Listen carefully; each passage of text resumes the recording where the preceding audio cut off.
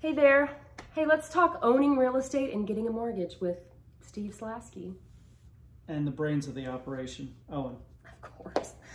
Today, Steve is going to cover personal budget versus pre-approval when buying a home. So Steve, can you start by explaining what these two things are?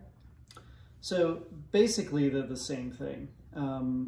A budget is something that you are going to personally create for yourself that kind of sets the parameters on what you're willing to spend per month, what you're willing to put out of pocket for a house.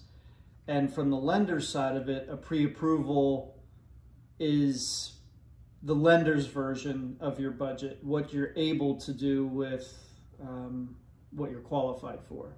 Okay, so I've heard the term pre-approval, but can you more clearly define that for us? So pre-approval, like I said, is the lender's version of budget. They're going to look through the details of your income versus your debts, how much money you have to put down, and kind of formulate a number that you're going to be able to be pre-approved for. Okay, so you've been doing this over 20 years, Steve. Yeah. What would you advise would be the best place to start when someone's buying a new home? I mean, the pre-approval really is the starting point. It sets the limit on what the bank is willing to lend you as far as money goes. And then from that point, you kind of look at what they're saying you're approved for, and then look at your own budget and, start looking at houses. Okay. So find a lender. And so when I'm contacting a lender, or when someone's contacting a lender, what should they be prepared to share? Like what kind of documents, what kind of personal information should they be willing to share? Yeah, every document that you've ever owned in your life is what we're going to ask for.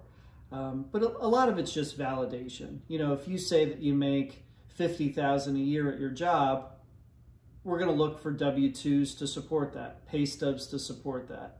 If you say you have $10,000 in the bank, we're going to look to see your bank statement showing and supporting that $10,000. That's good. All right. Yeah. So, any questions, certainly feel free to reach out. We're happy to talk through it anytime. And most importantly, once we set your pre-approval purchase amount, what I'm going to do is kind of work through with you what your own personal budget would be. Because just because we say you're pre-approved for this amount doesn't mean you should spend this amount. So, lots of different things to work through, but this is definitely the jump off point for you. So, thank you. Happy shopping.